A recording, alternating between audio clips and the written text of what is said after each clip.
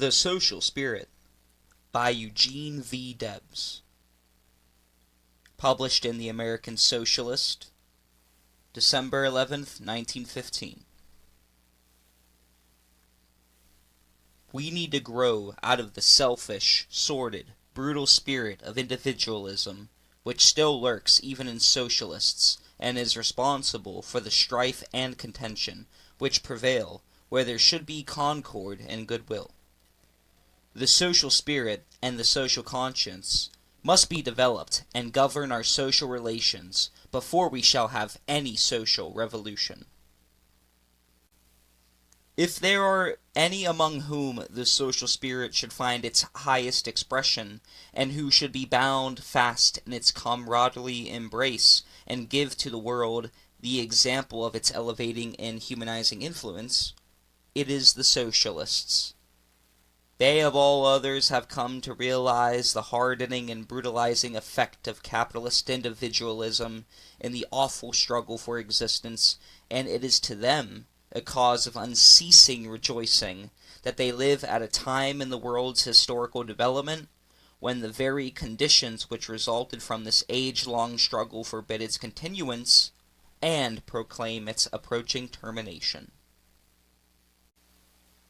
The rule of individualism, which has governed society since the days of primitive communism, have effectually restrained the moral and spiritual development of the human race.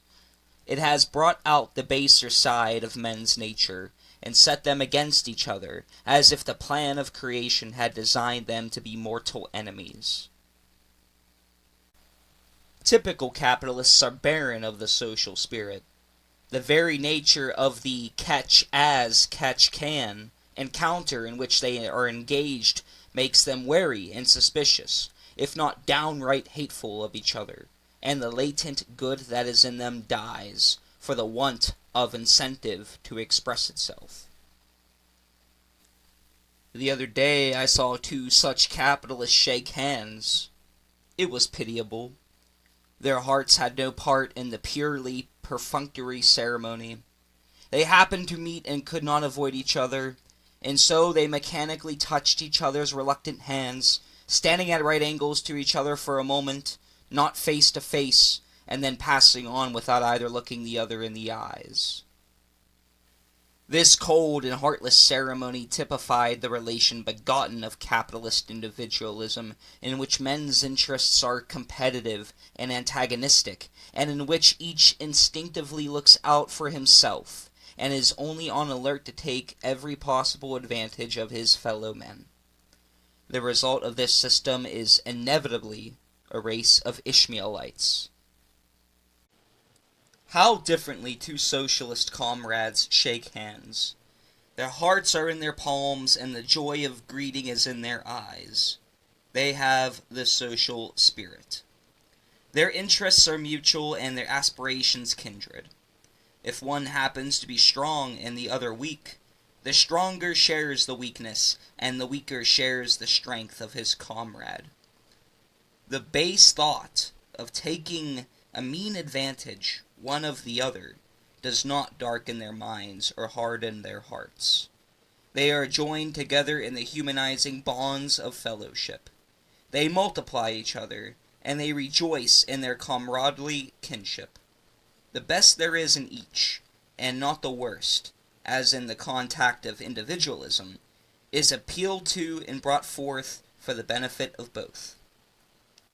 What an elevating, enlarging, and satisfying relation. And this is the, quote, dead level, end quote, of mediocrity and servitude to which we are to sink when this relation becomes universal among men, as it will in the International Socialist Republic. So, at least we are told by those who, in the present system, have acquired the instincts and impulses of animals of prey in the development of their imagined superiority, by draining the veins and wrecking the lives of their vanquished competitors. But we are not impressed by the virtues of the shining system of which they stand as shining examples. Through all the ages, as men, civilized men, so called, have been at each other's throats in the struggle for existence, and the spirit of individualism this struggle has begotten, the spirit of hard, sordid, brutal selfishness, has filled this world with unutterable anguish and woe. But at last, the end of the reign of anarchistic individualism is in sight. The social forces at work are undermining and destroying it, and soon its knell will be sounded to the infinite joy of an emancipated world. The largest possible expression of the social spirit should be fostered and encouraged in the socialist movement. In spite of the hindrances which beset us in our present environments and relations, we may yet cultivate the spirit assiduously to our increasing mutual good, and to the good of our great movement. In our propaganda, in the discussion of tactical and other differences, and in all other activities, the larger faith that true comradeship inspires should prevail between us.